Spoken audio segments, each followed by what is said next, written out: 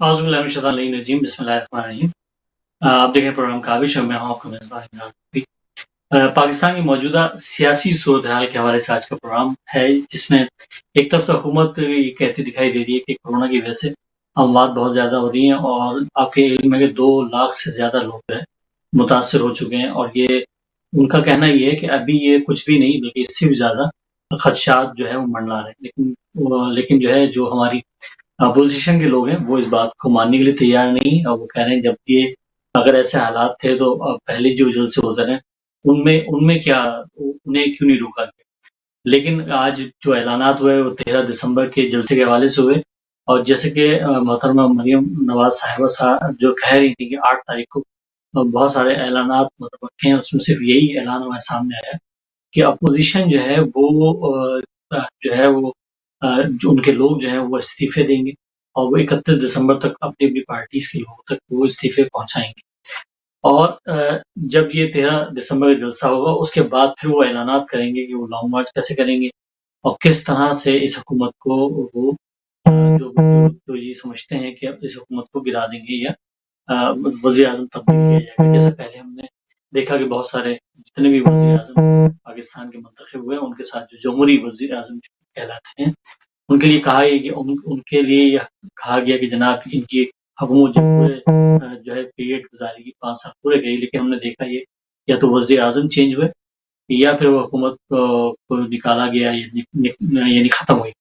तो ये धरनों का सिलसिला, ये जलसों का सिलसिला हमेशा हमने देखा 2.5-3 साल के बाद ही जो भी हुकूमत होती है उसके 2.5-3 साल के बाद ये सिलसिला शुरू होता है। वो बेनज़ीर भुट्टो के हवाले से हो, उनकी हुकूमत के हवाले से हो या नवाज़ शरीफ साहब की हुकूमत के हवाले से हो या जो है यूसुफ रज़ा गिलानी साहब हों, परवेज़ अशरफ साहब हों या जो भी अब जैसे कि आप देख रहे हैं कि इस वक़्त बहुत तेज़ी से आ गई है और ये होता यही है कि 2.5-3 साल के बाद ये तेज़ी आती है। तो खान साहब की हुकूमत के हवाले से ये तेज़ी आई है और मरियम नवाज़ साहिबा ये कह रही है कि हम जो है ये हुकूमत गिरा के रहेंगे और इमरान खान साहब को उनके घर भेज के रहेंगे। ये ही है और वो कहती हैं कि हम जीत हमारी है, जबकि दूसरी तरफ वज़ीर-ए-आज़म साहब ये कहते हैं कि मुझे कोई खौफ नहीं है और जीतूँगा मैं ही।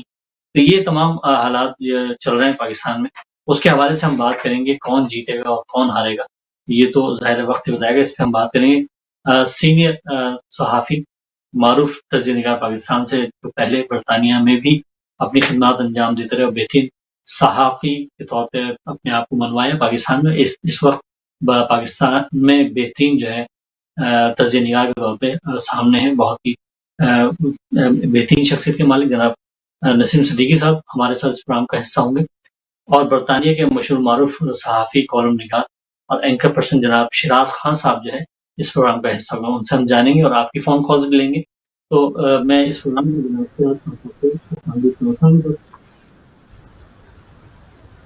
जी, अस्सलाम वालेकुम। जी खान साहब कैसे हैं आप? खैरियत से हैं? अल्हम्दुलिल्लाह इमरान नकवी साहब, आपको और हिदायत टीवी के जितने भी कायरीन हैं हमें देख रहे हैं, सुन पा रहे हैं, सोशल मीडिया पर हूँ या स्काई 733 हिदायत टीवी पर इस वक्त देख रहे हैं, सबके लिए हमारी तरफ से नेक तमन्ना है और अल्लाह ताला से दुआ है कि पाकिस्तान और अहले पाकिस्तान के अल्लाह ताला खैर करे। बहुत शुक्रिया। बिल्कुल शिराज़ खान साहब इसी हवाले से क्योंकि बरतानिया के जो सहाफ़ी हैं उनमें से यकीन तौर पे आप एक सीनियर सहाफ़ी कॉलम निगार के तौर पे हैं।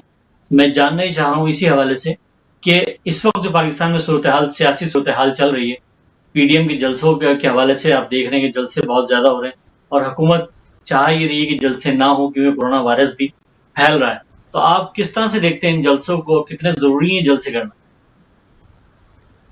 मेरे ख्याल में ज़रूरत नहीं है इन हालात में लोगों की ज़िंदगियां दांव पर लगाकर इतना बड़े क्राउड को इकट्ठे करें। आज मैं देख रहा था किसी के खिलाफ अगर कोई बात ना जाए या किसी कोई बुरा ना माने। हमने रिसेंटली 2-3 जनाजे देखे हैं, एक मीनार पाकिस्तान पे देखा है और एक आज कराची में देखा है जिसमें लाखों की तादाद में लोगों ने शिरकत की। इसी तरह मुल्तान का जलसा हम देखते हैं और इसी तरह पाकिस्तान के अंदर जो एक नॉन सीरियस किस्म का एटीट्यूड है पब्लिक के अंदर और ख़ास करके उन लोगों से जिन लोगों के हाथ में इस मुल्क की बागडोर है, जिस तरह ये लोग बिहेव करते हैं, मेरे ख्याल में ये एक लॉलेसनेस या आप ये कह सकते हैं कि किसी मुअज़्ज़ब मुल्क के अंदर ये नहीं होता। हज़ारों की तादाद में लोगों के खिलाफ, चूँकि प्रॉब्लम ये है हुकूमत के लिए कि अपोजिशन ये चाहती है, पीडीएम ये चाहती है कि क्लैशेस हों, फसाद हो और हम उस तरफ जाएँ ताकि हमारी तहरीक को और जो है वो रोशनी पकड़े। जब तसादम होता है, लाशें गिरती हैं, तो उस वक्त जो है हुकूमत कमज़ोर हो जाती है, उस पर प्रेशर बिल्डअप हो जाता है। तो कोई भी हुकूमत इस क्राउड को कंट्रोल नहीं कर सकती, इसलिए उन्होंने मुल्तान का जलसा भी करने दिया और अब लाहौर का जलसा भी होने जा रहा है। आज कुछ तकरीबन 15-16 सीनियर जो कालम निगार हैं या सीनियर तज्जिया निगार हैं, प्रिंट मीडिया से जिनका ताल्लुक है, उनसे मुलाकात की है वज़ीर आज़म पाकिस्तान ने, और वहाँ पर बहुत सारे सवालात मौजूदा हालात के बारे में, पीडीएम की तहरीक के बारे में कि हुकूमत के पास इस जो है वो पीडीएम जो कुछ मुतालबात कर रही है, उसके खिलाफ हुकूमत जो है वो किस तरह सफ़बंदी कर रही है। तो वज़ीर आज़म का यही कहना था, जो मुझे जो इतलात मेरे सोर्सेज बताते हैं, वज़ीर आज़म ने यही कहा है कि सिर्फ जो नैप है या अदालतों में जो मुकदमात चल रहे हैं उस पर कंप्रोमाइज़ नहीं हो सकता, और इसके अलावा बाकी हर चीज़ पर कंप्रोमाइज़ हो सकता है, बातचीत हो सकती है। यानी दूसरा उन्होंने ये भी कहा कि मेरी हुकूमत जाती है, जैसे कल उन्होंने कहा था मेरी हुकूमत जाती है तो जाए, लेकिन मैं एहतसाब पर, करप्शन पर मैं कंप्रोमाइज़ करने के लिए तैयार नहीं हूँ, ना किसी किस्म का एनआरओ देने के लिए तैयार हूँ। लिहाजा पीडीएम की जो तहरीक है उसके अंदर अगर वो जितना भी प्रेशर बिल्डअप करें, अगर एस्टेब्लिशमेंट जो है वो, कल ये लोग ऐवानों के अंदर थे, उस वक्त ये कहते थे कि यहाँ पर जो लोग आए हैं वो एस्टेब्लिशमेंट ने लाए हैं, लिहाजा नवाज शरीफ की हुकूमत बहुत इससे कमज़ोर हालत में थी, चूँकि एस्टेब्लिशमेंट जो है इमरान खान के साथ थी उस वक्त जब धरना हुआ था 120 दिन का। तो हुकूमतें अगर धरनों से, एहतजाज से गिरती तो नवाज शरीफ की उस वक्त जो हुकूमत थी वो गिर जाती। तो लगता मुझे यही है कि ये किसी किस्म की एक ऐसा प्रेशर बिल्डअप कर रहे हैं जिसमें इस्तीफों का ऑप्शन जो है इन्होंने आज रखा है कि ये फाइनलाइज हो गया है कि हम इस्तीफे जो हैं सबसे पहले मौलाना फजल रहमान साहब के पास जमा करवाएंगे, यानी क्रॉस पार्टी जितनी भी हैं, जिसमें पीपल पार्टी भी शामिल है, यानी फिर ये वफाकी कौमी असम्बली से। इससे आप अंदाजा कर लें कि एक तरफ लॉन्ग मार्च का ऐलान है, दूसरी तरफ 13 तारीख को जलसा हो रहा है, और तीसरी तरफ जो है वो इस्तीफे जो है देने के प्रेशर कर रहे हैं ताकि एस्टेब्लिशमेंट जो है इनकी बात सुने। लेकिन आपको भी पता है इमरान साहब, आप भी खबरें फॉलो करते हैं, तज्जिया करते हैं, हम भी साफ़ी हैं, लिखते हैं, राब्ते भी हैं लोगों से। इस वक्त एस्टेब्लिशमेंट जो है वो हुकूमत का साथ दे रही है और किसी किस्म की नेगोशिएशन पर नहीं आ रही है, और उसको देना भी नहीं चाहिए। ये कोई तरीका नहीं है कि 2-2.5 साल के बाद आप एक इलेक्टेड गवर्नमेंट, आप उस पर आर्गूमेंट कर सकते हैं कि ये गलत यानी सेलेक्टेड थे, या ये इलेक्शन रिग हुए, या एस्टेब्लिशमेंट ने इनको जितवाया। ये सारी बातें अपनी जगह डिबेटेबल है, लेकिन जितने भी इलेक्शन हुए हैं इसी तरह हुए हैं। तो अगर इस तरह हर 2 साल के बाद, 2.5 साल के बाद हुकूमतें गिराना लग जाएंगे और फिर एस्टेब्लिशमेंट की एश्योरिटी पर उनको ऐसे हालात पैदा करेंगे कि वो खुद हुकूमत को जाने पर मजबूर करते हैं, तो फिर कल इनकी हुकूमत के खिलाफ इमरान खान तो इससे बेहतर क्राउड पुल कर सकता है। आपने देखा है वो इससे बड़े जलसे कर सकता है इन लोगों से। ये 11 जमातें मिली हुई हैं, तो मेरे ख्याल में इनका राइट है कि इधर से एहतजाज करें, लेकिन कोरोना वायरस की आलमी वबा की मौजूदगी में ये इतना सीवियर किस्म का, और वैसे भी आपको पता है हमारी कौम जो SOPs पर तो अमल दरामद नहीं करती, ट्रैफिक कानून पर अमल नहीं करती, कोई भी चीज़ है बड़े से लेकर छोटे तक कानून अपनी जगह मौजूद है, लेकिन हमारी कौम का मिजाज ही नहीं है कानून का एहतराम करने के लिए। तो इन हालात में मेरे ख्याल में जलसे नहीं करने चाहिए।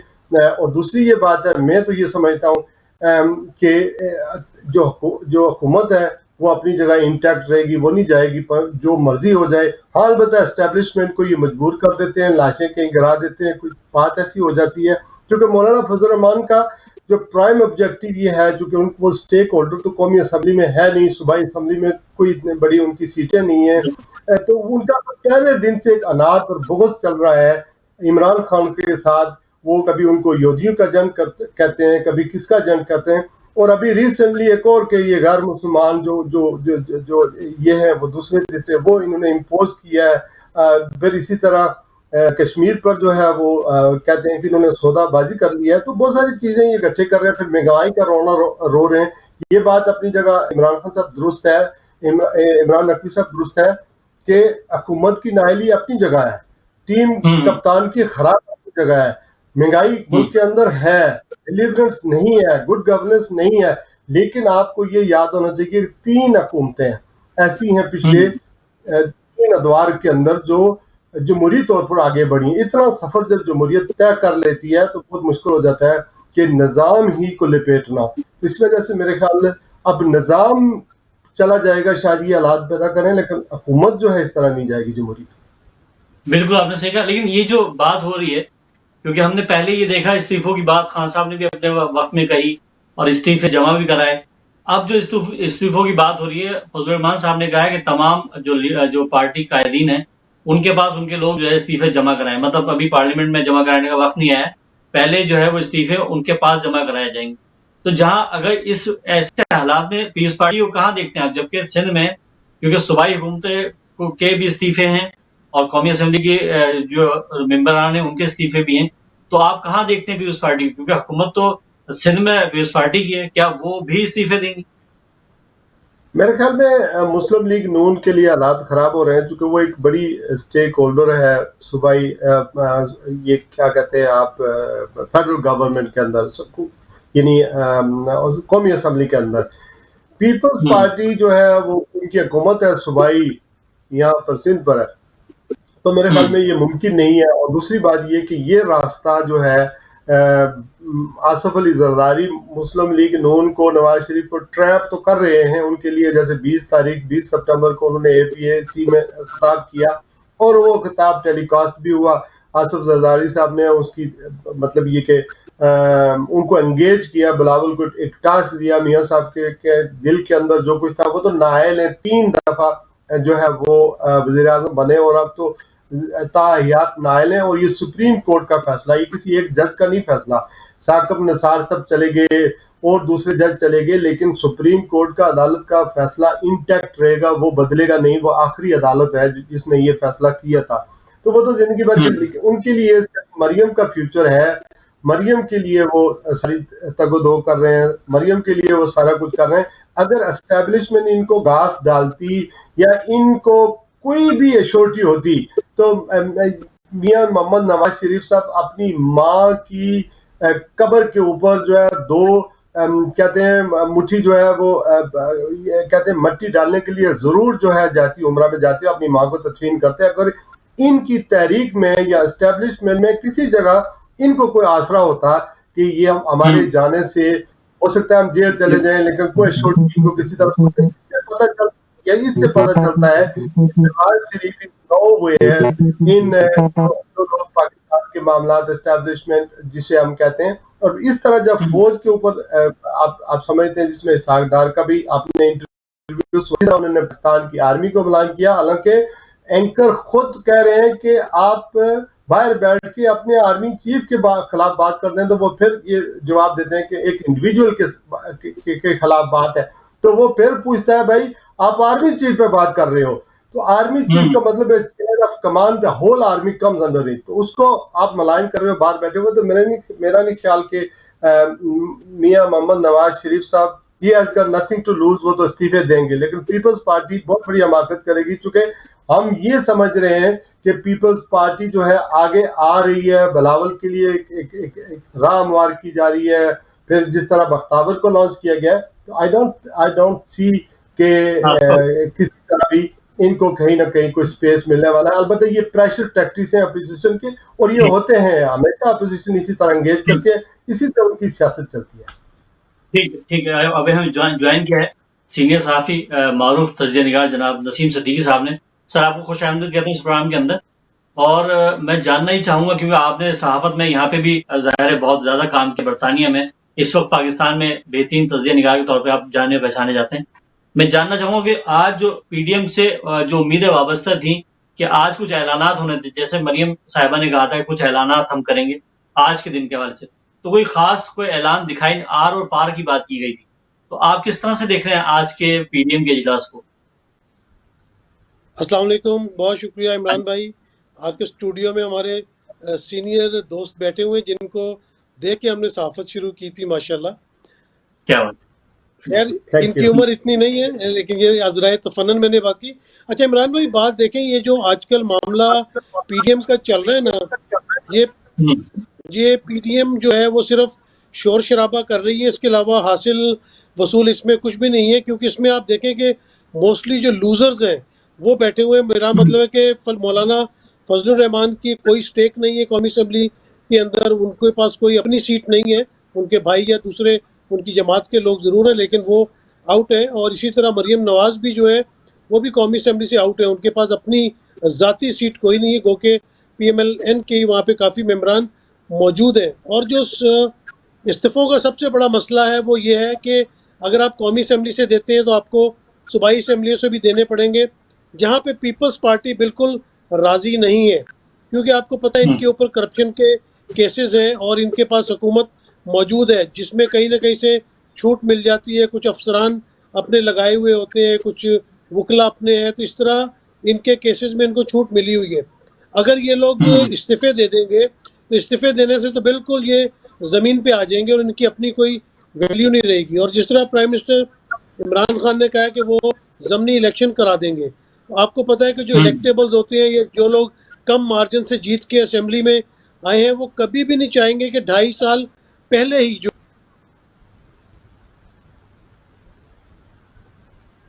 ये शायद आवाज आवाज नसीम सदीकी साहब की नहीं आ मेरे पाई ख्याल हमको। आ गया वहाँ। दोबारा कनेक्ट करते हैं नसीम सिद्दीकी साहब को, फिर इनसे जानते हैं बेहतरीन तज्ज़िया निगार है। पाकिस्तानी मीडिया पे आप देख रहे हैं कि बेहतरीन तज्ज़िया निगार के तौर आजकल पर आजकल मुसलमान बन जाए। जी, इमरान नकवी जी, साहब आजकल मैं आपको के जी, कोविड क्या 19 कहना है, चाहेंगे? आजकल कोविड 19 है, मेरे ख्याल में वापस आ गए हैं नसीम साहब। जी, नसीम साहब आपको आवाज़ आ रही है? जी जी बिल्कुल आवाज़ आ रही, सॉरी वो बीच में डिस्टर्बेंस आ गई थी। अच्छा तो बात यह है कि यहाँ पे लंबे चौड़े जलसे जुलूस निकालने का वैसे तो इस वक्त वक्त नहीं बनता, बड़ी ज़्यादती है अपोजिशन की तरफ से। अगर गवर्नमेंट ने भी पिछले दिनों में कोई अपना जलसे जुलूस किए थे तो कोई ये अच्छी बात नहीं थी। पाकिस्तान में कोविड बड़ी बुरी तरह फैला हुआ है, हमारे कुछ जर्नलिस्ट भाई हैं उनकी डेथ हो चुकी है, एक दो वेंटिलेटर के ऊपर है, इसको सीरियस नहीं हुँ, लिया जा रहा। अगर 11 हुँ, जमातें मिल के 50,000 लोग या 1 लाख लोग सड़कों पे निकाल लेते तो ये कोई बहुत बहादुरी वाली बात नहीं है। World is not going anywhere. इनको इस वक्त हुँ, जिम्मेदारी का सबूत देना चाहिए और 2-3 महीने सब्र कर लें जब कोविड की वेव थोड़ी सी कम हो जाए, लेकिन ये लोग बाज नहीं आ रहे। और ये जो पीडीएम का आज का भी इजलास था, इसमें मसला यही रहा कि मौलाना फजलुर रहमान और मरीम नवाज शरीफ तो इस बात पे जोर दे रहे हैं कि तमाम जो लोग हैं पीडीएम से जिनका ताल्लुक है वो सूबाई असम्बलियों, सेनेट और कौमी असम्बली से इस्तीफ़े दे दें। लेकिन इस बात के ऊपर इत्तेफाक राय नहीं हो रहा, क्योंकि जैसे मैंने पहले कहा था कि पीपल्स पार्टी का बहुत बड़ा स्टेक है, उनके पाकिस्तान के दूसरे बड़े सूबे को अंदर उनकी हुकूमत इस वक्त मौजूद है, तो वो तो अफोर्ड ही नहीं कर सकते कि अगर वो पूरे अपना सूबे से सूबाई असम्बली से इस्तीफ़े दे दें और हुकूमत से बाहर आ जाए, क्योंकि हुकूमत में रहने के हुँ, भी बहुत ज़्यादा फ़वाइद होते हैं और वो फ़वाइद मेरे ख्याल से जरदारी साहब किसी तरह भी लूज़ नहीं करना चाह रहे। तो बात यह है कि पीडीएम अपना शोर शराबा ज़रूर कर रही है, कुछ 10-20 हज़ार लोग जमा कर लेते हैं, 30,000, आप 50,000 कर लें, मैक्सिमम लाख कर लें। जहाँ पे 23 करोड़ की आबादी है वहाँ पे अगर 11 जमातें मिल के 1 लाख हुँ, बंदे को जमा कर लेती है तो वह कोई कौम की खिदमत नहीं कर रहे, बल्कि कोरोना फैलाने का जो है वो ज़रिया बन रहे हैं, क्योंकि कारकुनों को मुख्तलिफ इलाकों से लाया जाता है। और आपको पता है पाकिस्तान में कोई ट्रैफिक कवानीन की पाबंदी नहीं करता, तो कोरोना के SOPs पे क्या अमल होगा। और कोरोना इस वक्त बहुत बुरी तरह फैला हुआ है, आप जिस हॉस्पिटल के बाहर चले जाएँ वहाँ लाइनें लगी हुई हैं और बेड्स इस वक्त बिल्कुल ख़त्म है, वो सरकारी अस्पताल हो या प्राइवेट अस्पताल हो, मरीजों को रखने की जगह मौजूद नहीं है। तो इस वक्त बड़ी देखिए सेंसिबली जो है वो सिद्दीकी साहब, ये जी कहा जी जाता है कि हुकूमत जब खुद अपने जलसे कर रही हो, असद उमर साहब भी करते हैं, दूसरे लोग भी कर रहे हैं, छोटे-छोटे जलसे हो ही रहे हैं, तो कह रहे हैं अगर हम कर रहे हैं तो क्या फ़र्क पड़ता है? तो ये वो फिर देखिए बात हवाला तमाम पुराना गिलगित-बिल्तिस्तान का देते हैं कि जब उनके जलसे जुलूस हो रहे थे तब कोरोना नहीं था, जब हम कर रहे हैं तो कोरोना है, तो इसको किस तरह से देखते हैं आप? देखें, अब इमरान भाई बात तो बिल्कुल ठीक है, लेकिन बात वही है कि two wrongs never made right. अभी जो गिलगित बल्तिस्तान में होना था वो हो गया, उस वक्त वेव इतनी जो है वो लीथल नहीं थी, लेकिन फिर भी आपने देखा कि पीपल्स पार्टी के चेयरपर्सन बिलावल भुट्टो को भी जो है वो कोरोना हुआ, क्योंकि वो एक बड़ी जी शख्सियत है, कदावर शख्सियत है, एक पार्टी के रहनुमा है, इसलिए लाइमलाइट में आ गया। लेकिन आपको नहीं पता कि गिलगित बल्तिस्तान में भी कितने मजीद लोगों को हुआ होगा। पीटीआई ने गलतियां की हैं, लेकिन इस वक्त हुकूमत ने जलसे जुलूस पे पाबंदी लगा दी है। बिल्कुल पीटीआई अपने कोई जलसे जुलूस नहीं कर रही है इस वक्त। अगर आप असद उमर वाला वाक़या देखें तो उसमें बहुत कम लोग थे, गो कि उसको भी नहीं होना चाहिए। हम टोटली कंडेम करते हैं, कोई हुकूमती रुकन करे या कोई अपोजिशन की तरफ से करे, इन चीज़ों के ऊपर मुकाबलेबाजी नहीं होनी चाहिए, क्योंकि एंड ऑफ द डे गरीब मरेगा, गरीब वोटर। जिस वोट को आप इज्जत देने की बात कर रही हैं, वो वोट देने वाले की भी तो थोड़ी सी इज्जत कर ले।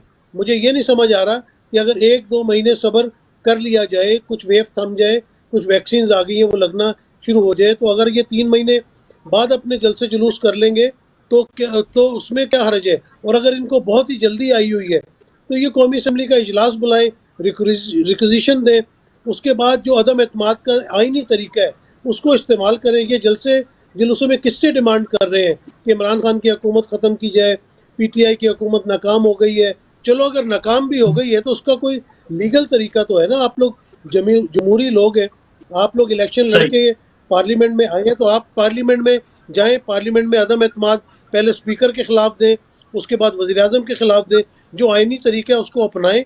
आप इस तरह लोगों को सड़कों पे लाके कौम की कोई खिदमत नहीं कर रहे, बल्कि आप गरीब आवाम सही को, अपने गरीब वोटर को जो है वो मौत के दहाने पे लाके बिठा रहे हैं। जी इमरान। सही जी, बिल्कुल बिल्कुल आपने सही कहा। मैं शिराज खान साहब आपसे जानना चाहूँ, क्यों मरीम नवाज साहिबा कह रही है कि 13 दिसंबर का जो जलसा है ना वो बहुत अहम है, वो फैसला कुन जलसा है। तो उसके लिए जाहिर है आप देख रहे हैं लाहौर में मुसलसल कॉर्नर मीटिंग्स हो रही हैं और छोटे छोटे जो है वो है कॉर्नर मीटिंग्स की जा रही हैं, पीपल्स पार्टी की तरफ से भी, नून लीग की तरफ से और दीगर जमातों की तरफ से। तो आप क्या समझते हैं कि वाकई ये फैसला कुन जो है जलसा होने जा रहा है?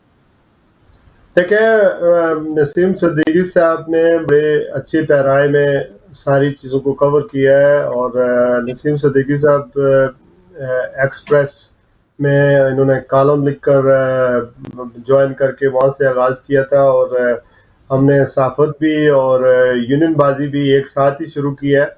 और आई एम सही ग्लैड कि पाकिस्तान के अंदर जो सहाफ़ती लोग हैं या जो मीडिया के बड़े-बड़े लोग बैठे हुए हैं मीडिया हाउसेस में, वो बड़े जी अजीब तरीके से सहाफ़ियों को, एंकरों को ट्रीट करते हैं, और ख़ास करके जो बाहर से जाते हैं उनको तो पूछता ही कोई नहीं।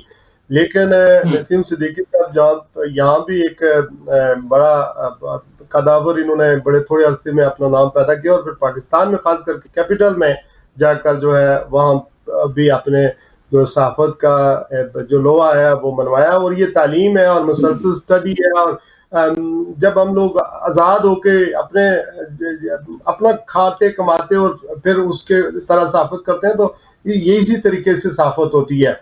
जी मैं 2-3 चीज़ों को कवर करना चाह रहा हूँ। बहुत सारी चीज़ें तो मैंने जी पहले भी कह दी हैं। जी जी बात ये है कि मरियम के जाने से कहने से कुछ नहीं होगा 13 तारीख को। 1985 में अगर आपको याद होगा तो मियां नवाज शरीफ साहब को जनरल जिलानी साहब ने सियासत में लाया था। 35 साल हो गई है। जैसे आपने कॉर्नर मीटिंग की बात की, बड़ी कामयाब है और वो लाहौर इनका घर भी है। 35 साल हो गए इनको हुकूमत ऑन ऑफ इनके पास है, पंजाब की या फेडरल की। बड़ा भाई छोटा भाई इनमें बारियां नहीं है, सारा कुछ। बीच में से 8-9 साल जो है वो जनरल मुशर्रफ के आए। तो लोग जैसे नसीम सिद्दीकी साहब ने कहा है, बेरोजगार लोग हैं। अब हम अगर कोई छोटा मोटा खत्म करवाएं या न्याज करवाएं तो 1000 आदमी इकट्ठा करना हो, और हमें उन लोगों को पता हो कि यहाँ पर जो है वो देखें 2 पकेंगी 3 पकेंगे, तो लोग आ जाते हैं अल्ले मल्ले से। मतलब इंसान आबादी जो है वो कंट्रोल के बाहर है। आप जी कराची में जाए, लाहौर में जाए, इंसान ऐसे चल रहे होते हैं कि बाज़ इतनी भीड़ लगी होती है, रास्ता नहीं मिलता जब आप चलते हैं। तो उसमें अगर कॉर्नर मीटिंग में वैसे भी शुगल मेला होता है, ट्रैफिक ब्लॉक हो जाती है, लोग गुजर रहे होते हैं अपनी शॉपिंग के लिए, वो भी देखते हैं कि क्या हो रहा है क्या नहीं हो रहा है। तो लोग तो इकट्ठे हो जाते हैं। लोगों के इकट्ठे होने से देखें, जमहूरी तरीका वही है कि अगर आपके पास नंबर ठीक है, असम्बली में आए, जो फ्लोर आपको मिला हुआ है वहाँ पे बहस करें। और वहां पर आकर जो है हुकूमत को टफ टाइम दें। आप जलसे जुलूस करें, आप रोडें ब्लॉक करें, जो मर्जी करें, हर जगह होता है जमहूरी हक का। मैंने अमेरिका में देखा, लंदन में मुजाहरे होते हैं, हम कवर करते हैं। लेकिन क्या है कि आपको इस बात को मद्देनजर रखना चाहिए कि ये गरीब लोग जो है, एक तरफ हुकूमत जो है वो इश्तिहार चला रही है, अखबारात के अंदर इश्तिहार आ रहे हैं, टीवी पर इश्तिहार आ रहे हैं, एसओपीज का ख्याल रखें, कोरोना इतना लीथल है।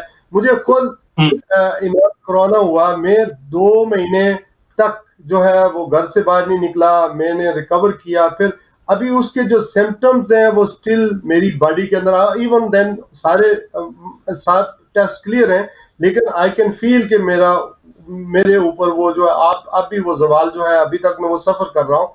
तो ये अभी कल मैंने 2 डॉक्टरों का, क्योंकि मेरा अपना प्रोग्राम होता है रेगुलर, तो मैंने डॉक्टरों का इंटरव्यू किया, तो वो ये कह रहे हैं कि once you are suffering corona then it will damage you somehow in after 6 months, 3 months, 4 months। आपके ब्रेन को अफेक्ट करेगा, आपके लिवर को अफेक्ट करेगा, आपके हार्ट को अफेक्ट करेगा, आपके लंग्स को और किडनी को अफेक्ट करता है।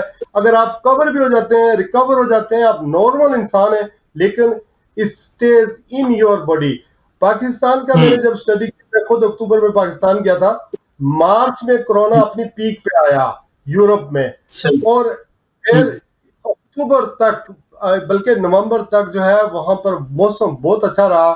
कहते ये हैं कि ये सर्दियों में ज्यादा मुश्किलात, वो ज्यादा इसकी इंटेंसिटी बहुत ज्यादा है। अभी अगर इसकी दूसरा जो लहर आई है, वेव आई है यूरोप में, जो ही सर्दी अपने अरूज पर गई तो लोग बीमार हो गए। हर दूसरा तीसरा आदमी इस वक्त यूके के अंदर either is suffering, is likely to be suffer. यहाँ भी जो केसेस बढ़ रहे हैं, डेथ बढ़ रहे हैं, हालांकि यहाँ वैक्सीन भी आ चुका है। बाद शहरों को अभी लॉकडाउन था, अभी जो है फुली तौर पर ओपन भी नहीं हुआ। लंदन इस वक्त भी टीयर 3 में है, कुछ शहर टीयर 2 में है, कुछ शहर टीयर 1 में है। तो इस वक्त भी जो है वो स्मार्ट लॉकडाउन मौजूद है। तो आपको इस प्रोग्राम के जरिए भी हम लोगों तक यही अवेयरनेस पहुंचाना चाहते हैं कि आपको आसिफ अली जरदारी साहब, भुट्टो साहब ने 40 साल में, भुट्टो जिंदा है, बेनजीर जिंदा है, बिलावल जिंदा है, ये नस्ल आगे बहुत सारी आगे चलेगी, ये जिंदा रहेंगे, ये नहीं जाएंगे कहीं। तो इस वजह से आप इनके जलसे जुलूस इंजॉय करें, और आले शरीफ की किसी न किसी तरीके से, चूंकि पूरा खानदान ही सियासत में है, नवाज शरीफ ना हुआ तो शहबाज होगा, शहबाज शरीफ ने तो हमजा होगा, हमजा ना हुआ तो सुलेमान होगा, आगे और बहुत सारे हैं, मरियम होगी। तो ये आले शरीफ आप पर हुकूमत करते रहेंगे, सम हो टाइम टू टाइम, आपको जलसे और इंटरटेनमेंट ये करते रहेंगे। तो लिहाजा अपनी जान का ख्याल रखें, क्योंकि आप जब जलसे में जाते हैं तो आप अपने बुजुर्गों, बूढ़ों, जो आपके घर पे माए बहनें हैं, आपकी बाप है, उनके लिए कोरोना लेके जाते हैं। आप अपनी जिंदगी को भी खतरे में लाते हैं और डालते हैं, और फिर अपने खानदान को, अपने बूढ़ों बुजुर्गों को, जिनका एहतराम आपको करना चाहिए, उनकी सेहत का ख्याल रखना चाहिए। और जब आप जलसे में जाते हैं तो क्या होता है, आप कोरोना लेके अपने घर पे आ जाते हैं। क्योंकि ये लोग जो जलसे कर रहे हैं, तकरीरें सुना रहे होते हैं, इन्होंने तो मास्क पहने होते हैं, ये तो स्टेज पे होते हैं, इनका तो प्रोटोकॉल होता है। तो नॉर्मल हालात में, मैं खुद सियासी आदमी हूँ, सहाफी आदमी हूँ, मैंने तो सहाफत करनी है, मैं लाइक करता हूँ कि कोई एक्टिविटीज हो तो हम मीडिया पे कोई डिस्कस करें, मीडिया पे प्रोग्राम होते हैं। जमहूरियत का हुस्न है, इनको प्रेशर डालना चाहिए। रोडों पे आएंगे तो हुकूमत भी डिलीवर करेगी। हुकूमत अपनी जगह इनकम्पिटेंस उसकी है, डिलीवर नहीं हो रही है, महंगाई बहुत ज्यादा है, जोकें और जो क्या कहते हैं गिद्दे इमरान खान के साथ लगी हुई हैं, वो डिफरेंट पार्टियों से आई हुई हैं, उसको ब्लैकमेल कर रहे हैं, उसको खा रहे हैं, उसको गलत ब्रीफिंग कर रहे हैं। लेकिन he himself captain is still, we support him. Why we support him? Reason is हमने पाकिस्तान से वफादारी निभानी। सही, ठीक ठीक। पाकिस्तान से वफादारी के हवाले से तो यकीन तौर पर हर आदमी अपने मुल्क से वफादारी निभाने की कोशिश भी करता है और करता भी है। नसीम सिद्दीकी साहब, इसी हवाले से आपसे जानूं है कि इस्तीफों की बात चल रही है और इस्तीफों के बारे में कहा जा रहा है कि इस्तीफे जो है वो आएंगे, तो क्या हम उन्हीं हालात में खड़े हैं जो हमने पहले देखे कि हर 2, 2.5, 3 साल के बाद जो है वजीर आजम को घर जाना पड़ता था और उनकी जगह दूसरे वजीर आजम को नॉमिनेट करना पड़ता था। तो क्या अभी भी यही इसी तरह के हालात हैं कि हर तकरीबन 2, 2.5 साल के बाद फिर इसी तरह की तहरीकें शुरू हो जाती हैं। तो आप किस तरह से देख रहे हैं इन तहरीकों को आप? पहले तो मैं शिराज भाई का बहुत मशहूर हूँ जिन्होंने मेरे बारे में इतने अच्छे अल्फाज इस्तेमाल किए। हमने भी लंदन में रहते हुए शिराज भाई से बहुत कुछ सीखा था और माशाल्लाह ये भी एक मंजे हुए सहाफ़ी हैं। मैं प्राउड करता हूँ कि यूके में अभी भी शिराज भाई तरह के सहाफ़ी मौजूद हैं। इमरान भाई, जहाँ तक आपका सवाल है, तो नहीं, ये मुश्किल काम है। इस दफ़ा 2 ढाई साल बाद वज़ीर आज़म चेंज नहीं होगा, क्योंकि हमारी पिछले दिनों एक जगह मीटिंग जिसमें आर्मी चीफ भी मौजूद थे और उनका ये कहना था कि भाई हमें तो कोई एतराज़ नहीं है, इलेक्शन होते हैं, 5 साल हुकूमत चले, उसके बाद जमहूरी अमल चलता रहे, उसके बाद दोबारा से इलेक्शन हो। लेकिन ये होता है कि जब अभी हुकूमत आती ही है तो हमारे पास अपोजिशन वाले आना शुरू हो जाते हैं कि जी आप इनकी गवर्नमेंट गिरा दें, इनकी गवर्नमेंट ख़त्म कर दें, हम हमें गवर्नमेंट दे दें। उन्होंने कहा हमारा इससे आईनी कोई ताल्लुक नहीं है, जो भी गवर्नमेंट आती है इलेक्ट होके आती है। ये तो सियासतदानों को खुद सोचना चाहिए कि वो क्या 5 साल उनसे जो है वो इक़्तिदार से दूर रहना मुश्किल हो जाता है? क्या उनको 5 साल जो है वो इक़्तिदार के बगैर नहीं गुजार सकते? अपोजिशन करें, हुँ, जिस तरह बाहर के मुल्कों में होता है कि जब इलेक्शन होते हैं, भले पाकिस्तान में तो कोई भी इलेक्शन आज तक ऐसा नहीं जिसमें धांधली का इल्ज़ाम न लगा हो, लेकिन लेग जी। पुलिंग शुरू हो जाती है। अभी तो ये बात हुँ, बहुत ही अच्छी थी कि जब 2008 के इलेक्शन में पीपल्स पार्टी जीती है तो उसने अपने 5 साल पूरे किए। उसके बाद 2013 के इलेक्शन हुए, 2013 के इलेक्शन में नवाज शरीफ साहब की पार्टी जीत गई थी, उन्होंने अपने 5 साल पूरे किए। तो उनको चाहिए अपोजिशन को कि हुकूमत को 5 साल पूरे करने दें। आप इनकी तकरीरें सुन लें, ये तकरीरों में हुँ, कोई भी इस तरह की बात नहीं बताते कि पाकिस्तान के जो मसाइल हैं वो किस तरीके से हल होंगे, इनको सॉल्यूशंस हुँ, देने चाहिए। इमरान भाई, आप बरतानिया में इतने अरसे से, आपको पता है कि जब वहाँ इलेक्शन होते हैं, सबसे पहले तो इलेक्शन के रिजल्ट कबूल कर लिए जाते हैं। उसके बाद जी हाँ। अपोजिशन शैडो कैबिनेट बनाती है, शैडो कैबिनेट बनाती है, और जो शैडो मिनिस्टर्स होते हैं वो गवर्नमेंट को सजेशंस देते हैं कि अगर इस मामले को इस हुँ, तरह देख लिया जाए, बेहतरी लाई जा सकती है। हमारे मुल्क में इस हुँ, चीज़ का कोई कॉन्सेप्ट नहीं है। जो भी तकरीर करने खड़ा होगा वो ओए तोए गालम गलोच से शुरू हो जाएगा। वो न कोई नलायक आज़म बोलेगा, कोई किस तरह के अल्फाज इस्तेमाल कर रहा है। कोई तकरीर में काम की बात नहीं होती, कोई गरीबों के लिए मसले का हल नहीं निकाला जाता। सिर्फ जो है वो हुँ, ज़ातियात के ऊपर आके बात हो रही होती है और गवर्नमेंट गिराने की बात हो रही होती है। गवर्नमेंट गिरा दे, भाई गवर्नमेंट को क्यों गिरा दे? गवर्नमेंट को अगर गिराना है तो जैसे मैंने पहले कहा कि तरीके मौजूद हैं। आप नो कॉन्फिडेंस वोट लेके चले जाएं अपना पार्लियामेंट में और वहाँ पे गिरा दें हुँ, हुकूमत। ये सड़कों पे कौन जी सी हाँ। हुकूमतें गिराई जाती हैं? ठीक है, आप प्रेशर टैक्टिक्स ज़रूर रखें, अगर गवर्नमेंट परफॉर्म नहीं कर रही तो आप वहाँ पे प्रेशर टैक्टिक्स रखें। लेकिन इस वक्त जिस तरह कोरोना से पाकिस्तान का बुरा हाल हुआ हुआ है, तो ये इस वक्त सड़कों पे आने वाला बात नहीं है। अगर आपने मामलात करने, कानून साजी है, वो तो कौमी असम्बली के दरमियान होती है। और जब आप जाते हैं कौमी असम्बली के इजलास में, तो इमरान भाई, मुझे शर्मिंदगी होती है जब प्रेस गैलरी में हुँ, बैठ के मैं नीचे देख रहा होता हूँ कौमी असम्बली का कंडक्ट, तो लग रहा होता है कोई जी, नर्सरी क्लास से भी बदतर बच्चे जो है वो लड़ाई झगड़े कर रहे हैं, कागज़ फाड़ रहे हैं, घेराव किया हुआ है। ये लोग क्यों नहीं अपनी सीट पे खड़े होके और बात क्यों नहीं अपनी मुकम्मल करते, या बात करें और स्पीकर का एहतराम करें? ये स्पीकर का भी एहतराम नहीं करते। ये लोग सिर्फ कहते हैं हुँ, कि मेरी लाठी मेरी भैंस वाली बात करते हैं सिर्फ। तो ये हुँ, माहौल बहुत ख़राब है। पाकिस्तान को बैरूनी ख़तरात बहुत ज़्यादा हैं। पाकिस्तान के दुश्मन चारों तरफ से पाकिस्तान की तरक्की पे नज़र रखें और कहीं न कहीं पाकिस्तान को हज़ीमत पहुँचाने की कोशिश करते रहते हैं, कोई मौका हाथ से नहीं जाने देते। तो ये अपोज़िशन की बड़ी हुँ, ज़िम्मेदारी बनती है कि वो सिर्फ ये नहीं कि हुकूमत में आएँगे तो वो पाकिस्तान की खिदमत करेंगे, वो अपोज़िशन में रह के भी पाकिस्तान की खिदमत कर सकते हैं। अभी जैसे कि अपोज़िशन इस कोरोना के दौर में अपने-अपने हलके में अगर जाएँ और वहाँ के लोगों को जाके समझाएँ, उनको एसओपीज़ पे अमल दरामद करवाएँ, उनको मास्क प्रोवाइड करें, जो गरीब लोग हैं उनके घरों तक खाना पहुँचाएँ। इसमें एक बढ़-चढ़ के हिस्सा लें, फील्ड हॉस्पिटल हुँ, बनाएँ। अभी तक अपोज़िशन ने कोई फील्ड हॉस्पिटल नहीं बनाया, फील्ड हॉस्पिटल्स बनाएँ। इनकी इतने अभी भी बलदियाती लोग मौजूद हैं, मेंबर सूबाई असम्बली है, कौमी असम्बली है। ये इस वक्त कौम की कोई खिदमत करें, कौम को कोई जी, जो है वो बेनिफिट पहुँचाएँ। लेकिन इस तरह का कोई काम नहीं कर रहे। सिर्फ गरीब को मारने मरने पे ये लोग तुले हुए हैं और सिर्फ सियासत अपनी चमका रहे हैं, जबकि इनकी बातों में इस वक्त हकीकत कोई भी नहीं, इमरान भाई। लेकिन सिद्दीकी साहब मसला ये है कि हमने जो पिछले दौर में देखा, आपने जैसे हवाला दिया पीपल्स पार्टी हुकूमत का कि 5 साल हुकूमत कायम रही, तो यूसुफ रज़ा गिलानी साहब की जगह पे जो है हमने राजा अशरफ साहब को आते देखा, फिर नवाज शरीफ साहब की जगह पे हमने जो है खाकान अब्बासी साहब को आते देखा। तो वो ये नहीं कह रहे कि हुकूमत गिरा दी जाए, बल्कि वो कह रहे हैं कि खान साहब को चेंज किया जाए, कोई और वज़ीर आज़म आ जाए, हम मान लेंगे। तो ये इस तरह की मतलब उनकी सोच है, वो ये तो नहीं कह रहे कि हुकूमत खत्म कर दी जाए, यानी जमहूरियत खत्म करने देखिए की तरफ नहीं है वो। देखिए इमरान भाई, बात ये है कि अगर यूसुफ रजा गिलानी की आप बात करते हैं तो उनको सुप्रीम कोर्ट ने हटाया था। नवाज शरीफ की बात करते हैं तो उन पे पनामा करप्शन केसेस थे, वो भी सुप्रीम कोर्ट ने हटाया था। तो बात ये है कि हुँ, सुप्रीम कोर्ट में चले जाएं।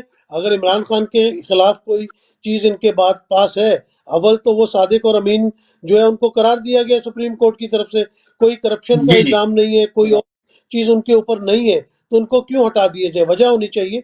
और अगर कोई वजह सॉलिड है इनके पास, तो इनके पास रास्ते तमाम खुले हुए हैं।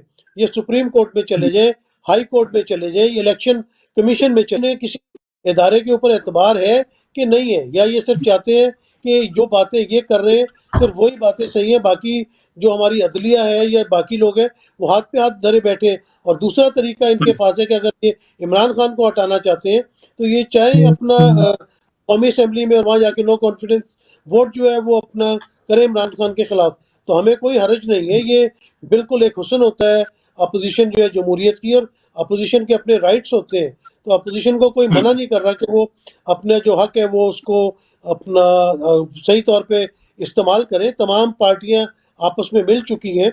अगर इनकी इतनी हुँ, स्ट्रेंथ है तो ये कौमी असम्बली में जाके नो कॉन्फिडेंस वोट दे दें, और अगर इमरान खान के खिलाफ कोई करप्शन या कोई और केस है तो उसको सुप्रीम कोर्ट में लेके जाए ना। क्यों नहीं लेके जाते ये? हुँ, जिस तरह ये मेमो गेट सही, लेके गए थे नवाज शरीफ साहब का। सही। ठीक और मुझ तक आवाज़ नहीं पहुँच पा रही, दोबारा से हम बात करेंगे नसीम सिद्दीकी साहब से भी। तो शिराज़ खान साहब, मैं आपसे ये जानना चाहूँगा इसी हवाले से कि इस्तीफ़ों की बात चल रही थी और इस्तीफ़ों के हवाले से कहा जा रहा था जैसे पिछले दौर में यूसुफ रज़ा गिलानी साहब के हवाले से बात हुई, नवाज़ शरीफ साहब के हवाले से बात हुई कि उनकी जगह जो है राजा अशरफ साहब आए, खाकान अब्बासी साहब आए। तो आप क्या समझते हैं? जबकि आज खान साहब ने ऐलान कर दिया है कि अगर इस्तीफ़े दिए गए तो फौरी तौर पे इंतखाबात की तरफ जाएँगे और जो है उन सीट्स पे जिन से इस्तीफ़ा मौसूल होगा, वहाँ पे इंतखाबात करा लिए जाएँगे। तो किस तरह से देखते हैं खान साहब की इस बात को कि इस्तीफ़े मिलते ही जो है इंतखाबात की तरफ चले जाएँगे? इमरान भाई, इस्तीफे जब दिए जाते हैं तो स्पीकर के पास जमा होते हैं। पहली बात जी यह हाँ। है कि इस्तीफे कोई नहीं देगा। इस्तीफे हुँ, देने की धमकी है और प्रेशर टैक्टिस है। बैक वक्त हुँ, जलसा हो रहा है, बैक वक्त लॉन्ग मार्च का ऐलान होगा और बैक हुँ, वक्त इस्तीफों की बात होगी। ठीक है, सही। सर्दी है, हुँ, धरना होगा नहीं।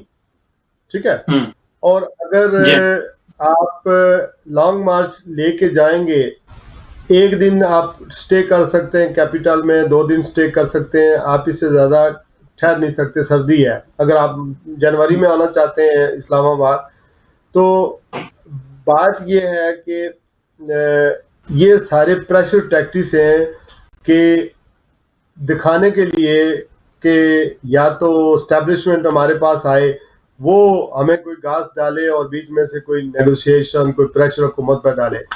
इमरान खान साहब इस्तीफा देकर असम्बलियां तहलील कर सकते हैं, कुछ भी हो सकता है अगर ज्यादा प्रेशर पड़ा, लेकिन कल फिर इनके खिलाफ भी यही होगा। हुँ, हुकूमतें बनती रहेंगी। देखिए, हमारे जो लियाकत अली खान के बाद जितनी भी हमारी हुँ, हुकूमतें आई हैं, यही कुछ हम तजर्बात करते रहे।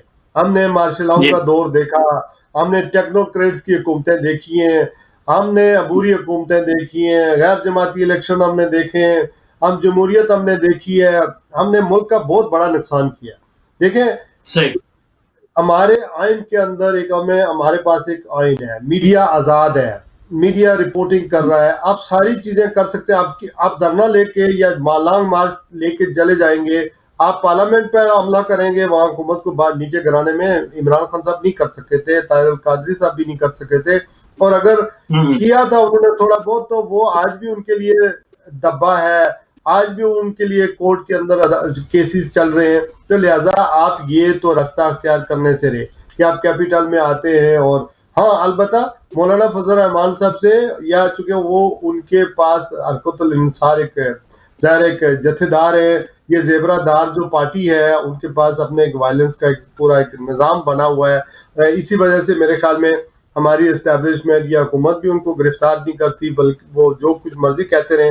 तो वो एक बात है। लेकिन ये जो बाकी लोग हैं, पीपल्स पार्टी वाले, नून लीग वाले, इन्होंने अगर इंतखाबी जो निज़ाम है या इंतखाबी जो जलसे करने हैं या फिर कल जीत कर आते हैं इन्हीं वोटों से, इसी सिस्टम से लेके आएंगे, तो ये फिर मेरे जैसे और आप जैसे एंकर जो है बैठ कर तो इनको सुनाते रहेंगे। हम तो इधर ही हैं, हमने तो कहीं जाना नहीं है, तो हम इनको सुनाते रहेंगे, ताने मारते रहेंगे। आपने जमहूरियत के लिए के ऊपर यलगार कर दी, जमहूरी हुकूमत को गिराने के लिए आपने पार्लियामेंट पर यलगार की थी। आपने आज तक लोग नहीं भूले कि नवाज शरीफ के दौर के अंदर जो है वो सुप्रीम कोर्ट पर हमला हुआ था। अभी मतलब ये कि ये सारी चीजें और जो भी साजिश होती है, देखें यहाँ मुलाकातें होती हैं मोहम्मद जुबैर के जरिए, साबिक गवर्नर के जरिए एलची बन के चले जाते हैं वो नवाज शरीफ साहब की GHQ में, तो वो बात सामने आ जाती है। ये छुपाने की कोशिश कर रहे थे, तो IAS DG ISPR ने खुद प्रेस कॉन्फ्रेंस कर दी, खुद इंटरव्यू दे दिया, तो फिर इज्जत कहाँ रह जाती है। हम ये कहते हैं यहाँ बैठकर, बाहर के मुल्कों में बैठकर भी और अंदरूनी मुल्क भी हम ये कहते हैं कि हमारी फौज हमारे खिलाफ ये कर गई है, वो कर गया।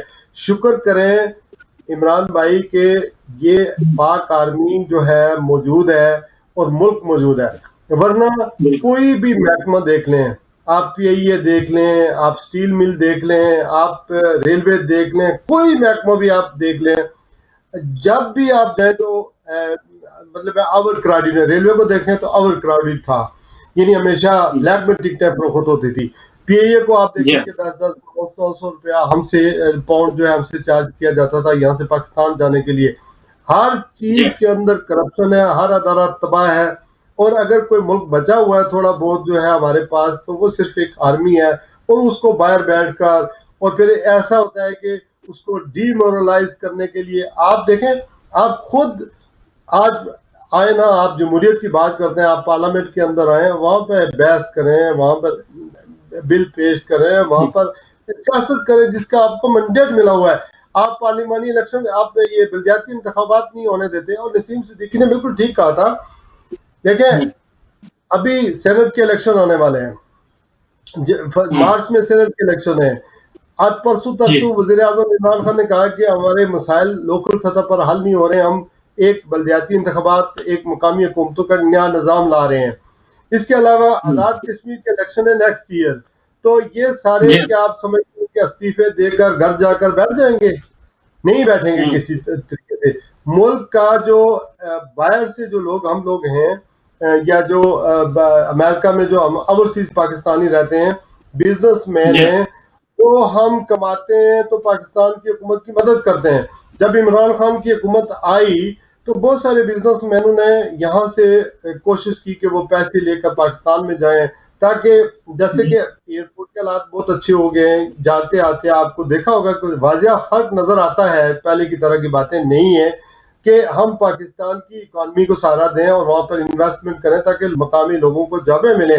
लेकिन ये फिर पीछे इसलिए हट गए कि मौलवी साहब का धरना आ गया, मौलवी साहब ने एक धरना लेके इस्लामाबाद में आ गए, फिर उन्होंने कहा मैं गिरा के जाऊंगा हुकूमत, तो फिर उनसे गिरी नहीं। उस वक्त जब कश्मीर की आज़ादी की तहरीक अपने अरूज पर थी, 5 अगस्त 2019 को जो मकबूजा कश्मीर में जो मोदी ने जो कुछ किया था, उसके बाद हमारी तहरीक ने उड़ान भर ली थी, लेकिन धरना हो गया, फिर कोरोना हो गया, अब उसके बाद देखेंगे हम कहाँ चले गए। शराज साहब, ये एक कॉलर है, उनको इसमें शामिल करते हैं। अस्सलाम वालेकुम साहब, कहाँ से? वालेकुम अस्सलाम भाई, कैसे हैं? अल्हम्दुलिल्लाह, आप बताइए कैसे हैं, खैरियत से? नकवी साहब जी, नकवी साहब क्या पूछना चाहेंगे? शाह साहब वहाँ से मौजूद हैं, आपके मेहमान को भी सलाम। वालेकुम सलाम। मैं एक छोटी सी बात भाई से भी पूछूंगा, मुझे इतना बता दें कि हमेशा से हमने देखा है, हम लीडर उसको मानते हैं जो को पेंदा हो, अपने पाँव पे खड़ा हो, अपने बयान पे हो, अगर लीडर का अपना बेटा ही ना हो, सुबह कुछ करे, शाम को कुछ करे और यू टर्न को इस तरह इस्तेमाल करे कि आवाम का दिमाग ही उठ जाए, ऐसे हाकम की लोगों को हम क्या कर पाएगी? पहले चीजें हैं। सही। इसकी एक मिसाल दे देता हूँ कि जब जो स्पीकर थे पंजाब के लाई, इनसे तो जो बात कहे जाए, इनकी शक्लों को जो कुछ बताया गया, इनको जो सब कुछ बताया गया, अब जब जरूरत पड़ी तो उनके पहुंचे उनको ये कहा कि जी परवेज जैसे चौधरी साहब जैसे परवेज लाई आपके लिए मैं भाई से ये पूछना चाहता हूँ कि परवेज लाई को तो डाकू कहा था, तब परवेज लाई अगर उनको समझा गया था उनको क्या समझा जाएगा? तो ये बताने क्लियर करते हैं सही। पहले डाकू कहा गाड़ी मुझे भी परवेज लाई समझे, हम क्या कौन क्या समझे? एक तो ये बता, दूसरा ये मुझे ये बताएं, हम पीडीएम अगर बात निकली है तो पीडीएम के साथ जो लोग आ रहे हैं, जो चीख रहे हैं, जिनकी आप इंटरव्यू अक्सर करते रहते हैं, वो पीडीएम को इतना नहीं कह रहे, वो तो रोना रोते हैं अपना कि हमें आटा दो, हमें चीनी दो, हमारे बिजली के बिल सस्ते करो, हमारी रोटी 14 रुपए की हो गई है, 30 रुपए की हो गई है, हमें क्यों मार रहे हो? वो तो इस चीज को रोते हैं। और इस चीज को भी आप नहीं समझते, इस सोच को भी नहीं सोचते, आप पीडीएम को सामने रख के उसको निशाना करके तो छुपना चाहते हैं। तो ये जो रोटी और आटे को रो रहे हैं, इनका कौन जिम्मेदार है? इनकी जिम्मेदारी कौन उठाएगा? दूसरा तीसरा मैं आपसे ये पूछना चाहता हूँ, आप इनको याद आ गया है कोरोना की मर रहे हैं लोग, मर रहे हैं, ठीक है मर रहे हैं, इसमें कोई शक नहीं। मुझे ये बताएंगे इससे पहले जब सिंध वालों ने कहा था तो खुदा का भी लॉकडाउन करो, तो ये वैरायटी लेके आए थे, कभी स्मार्ट लॉकडाउन, यानी लॉकडाउन की वैरायटियां तो कर रहे थे। उस वक्त जो 6,000 आदमी मरा था, उसका जिम्मेदार कौन होगा? उसकी जिम्मेदारी तो उसका जवाब देखो होना, क्या वो इंसान थे? क्या उनका पाकिस्तान से कोई ताल्लुक नहीं था? आज अगर लाहौर में ये कहते हैं जी जिसको जलसा निकालो, मुल्तान में तो रोका तो आपने देख लिया, आपको की खानी पड़ी, आप लाहौर में जलसा निकाल दो तो क्या लाहौर की शहरी पाकिस्तान?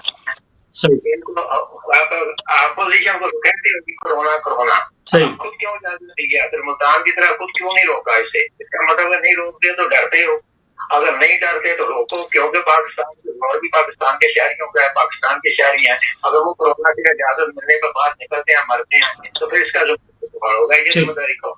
ये तो की नलायकी पे तो जवाब देने के लिए तैयार नहीं है और पीडीएम का शोर है। थैंक यू साहब। जी जनाब नसीम सिद्दीकी साहब, आपने 3 सवाल सुने जनाब नकवी साहब के, तो क्या कहना चाहेंगे इस हवाले से? नकवी साहब भी जो है ना, वो लग रहा था कि बड़े नाराज होके बैठे हुए हैं। बात ये है कि अगर सिंध वालों ने क्या शोर मचाया, सिंध ने क्या लॉकडाउन कर लिया, सिंध ने कौन सी ऐसी तोपें चला दी थी? वो लोग भी कोरोना के ऊपर उन्होंने सियासत की थी। कोरोना पे सियासत करके आप देख लें कि सिंध के अपने वज़ीर आला को कोरोना हो गया, बिलावल को कोरोना हो गया, सईद गनी को कोरोना हो गया। तो ये सब अपनी अपनी सियासत करते हैं, इसलिए हमदर्दी के लायक कोई भी नहीं है कि आप उनको बड़ा उनको हमदर्द बन गए, जो पाकिस्तान को लूट के खा गए, जो 30-35 साल से हुकूमतें कर रहे हैं, आप उनके हमदर्द बने हुए। पीडीएम के आप हमदर्द बने हुए। पीडीएम क्या इस वक्त कौम की खिदमत कर रही है? आटा चीनी किसकी वजह से महंगा हुआ है? तो इमरान खान की हुकूमत को अभी 2 साल हुए आए हुए, 70 साल से पाकिस्तान को कौन लूट रहा है? जो लूट के ले गए हैं वो 100 प्याज भी खा रहे हैं, 100 जूते भी आवाम खा रही है, लेकिन वो रट नहीं ख़त्म कर रही जो बयानिया अपोजिशन वाले दे रहे हैं। मुझे तो कोई आज तक मैंने कोई जुलूस निकलते नहीं देखा यहाँ पाकिस्तान में जो आटा या चीनी के लिए निकला हो।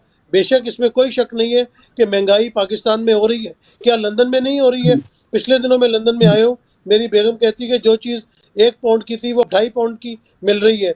महंगाई तो पूरी दुनिया में हो रही है, लेकिन मैंने कोई यहाँ पे पाकिस्तान में आटा चीनी दाल या रोटी के लिए जुलूस निकलते हुए नहीं देखा। तो बात यह है कि मुल्तान में जलसे की इजाज़त नहीं दी थी तो आपने देख लिया था कि क्या दंगा फसाद वहाँ पे मचाया गया था।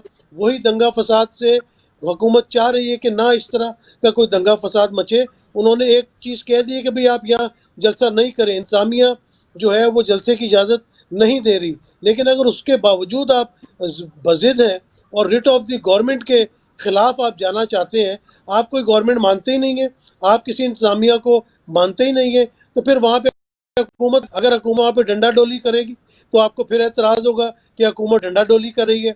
अगर हुकूमत ने इजाज़त दे दी, इनके पास अपनी अकल कोई नहीं है, ये बड़ी आसान सी बात है, कह देना अच्छा जी कोरोना हो गया जी, कोरोना से लोग मर रहे हैं। जिस तरह शिराज ने बताया है कि उनको कोरोना हुआ है और कितने असरात उसके रहे और उसके असरात जी बाकी रहेंगे, तो ये इन चीज़ों के बारे में सोचना चाहिए। अगर कोई बंदा छलांग लगा रहा है दरिया के अंदर, तो क्या आप उसका देखा देखी आप भी छलांग लगा देंगे, आप भी खुदकुशी कर लेंगे? अगर एक बंदा बेवकूफ़ी गवर्नमेंट किसी बात पे दिखा रही है, तो क्या आप भी बेवकूफ़ी दिखाएंगे? आप तो अकल की बातें करें ना। अगर हमारा मसला ये है कि हमारी आवाम में वो शऊर ही नहीं है, वो सिर्फ जो लीडर हजरात उनको जिस बात के पीछे लगा देते हैं, वो उसी तरह की बातें करनी शुरू कर देते हैं। खुदारा कुछ अपने अकल के भी इस्तेमाल करें, अपने जहन का भी इस्तेमाल करें और ग्राउंड रियलिटी आके देखें, ग्राउंड रियलिटी देखें। जो कोर्ट में केसेस हैं उनको आके देखें, फिर किसी को हुकूमत को तनकीद का निशाना बनाएं या इमरान खान को तनकीद का निशाना बनाएं, लेकिन खुदा के वास्ते जो पुराने चोर हैं जिन्होंने चोरियां की हैं उनको सपोर्ट ना करें। सही, ठीक। सिद्दीकी साहब, एक ये भी जो इस वक्त बयानिया आया है कि जिसमें मरीम नवाज साहिबा ये कह रही है कि हम जीत गए हैं, जबकि खान साहब कह रहे हैं कि जीत हमारी होगी। इसको किस तरह से देखते हैं कि एक तरफ जीत गए हैं और एक तरफ है कि जीत हमारी होगी, तो इसको किस तरह से देखते हैं आप? आप देखें दोनों सूरतों में हार जो है वो पाकिस्तानी अवाम की ही होगी। क्या बयानियाँ लेके आते हैं, बिल्कुल जिस तरह पहले नकवी साहब ने कहा था, मैं उनसे एक बात के ऊपर बिल्कुल इत्तेफाक करूँगा कि लीडरशिप का जो है वो बहुत बड़ा फुकदान है हमारे मुल्क में। लीडर वो होते हैं जो रोल मॉडल बनते हैं, जिनको जो कायद आज़म मोहम्मद अली जिन्ना थे, रोल मॉडल थे। तो आज आपने एक बात करनी है, एक बात आपने कल करनी है। आप कहते थे शेख रशीद को मैं अपना चपड़ासी नहीं रखूँगा, आपने रेलवे मिनिस्टर बना दिया। आप परवेज़ इलाही को डाकू कहते थे, आपने उनको पंजाब में रखा हुआ है। बात यह है कि मसलतें ज़रूर होती हैं। हमारे मुल्क में सियासत करना कोई आसान काम नहीं है, बड़ी मसलतों से गुजरना पड़ता है। और इमरान खान ने ये जो मसलतों को बड़ी नागवारी के साथ उन्होंने इनको कबूल किया है, वो फिर भी पहले के लीडरों से काफ़ी हद तक बेहतर लीडर है। मैंने देखा है कि 2-2.5 साल गवर्नमेंट को हो गई है, वो 16-16 घंटे मीटिंग्स करते हैं, मेहनत करते हैं। मैंने कोई उनके लंबे चौड़े स्क्वाड्स नहीं देखे। उनके जो वजीर हैं उनको भी मैंने 1-1, 2-2 गाड़ियों में फिरते हुए देखा है। तो आपके पास कम अज़ कम पहले की बनिस्बत एक बेहतर लीडर, एक वो लीडर नहीं है, बेसिकली वो क्रिकेटर है, वो खिलाड़ी हैं। He is a turned politician. उनके अंदर जरासीम नहीं है सियासतदानों वाले, वो एक स्ट्रेट फॉरवर्ड से बंदे हैं।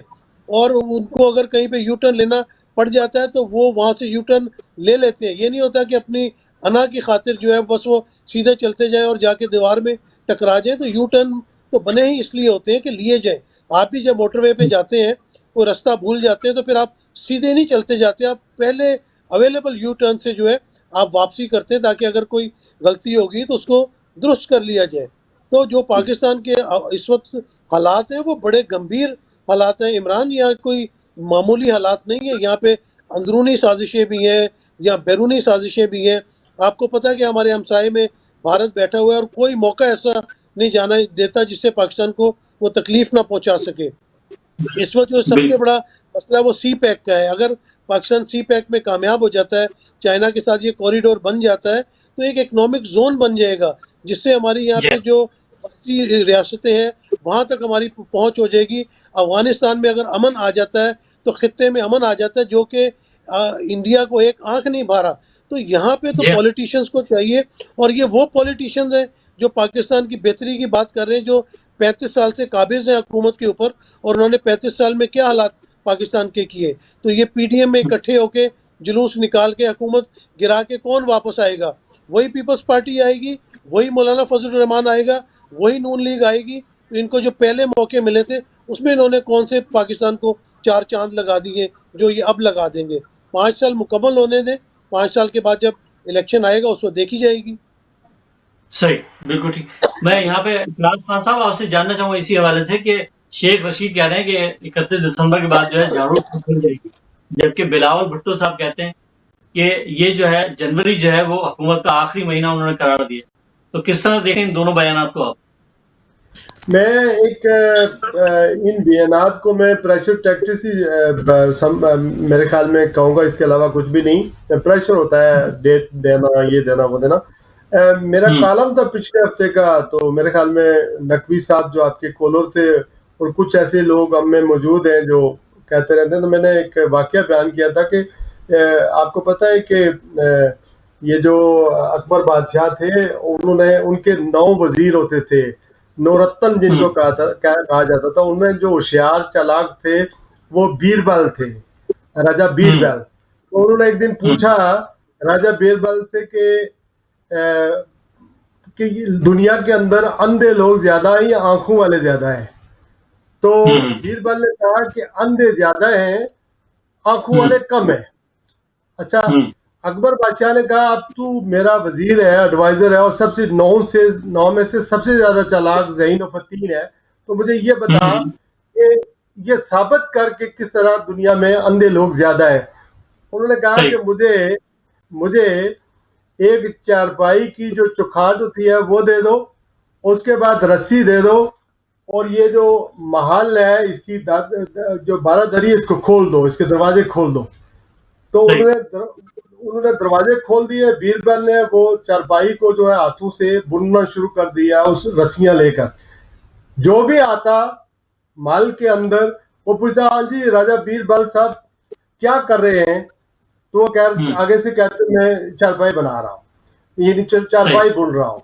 इसी तरह सैकड़ों लोग आते गए, जो भी अंदर आया उसने कहा राजा बीरबल साहब क्या कर रहे हैं?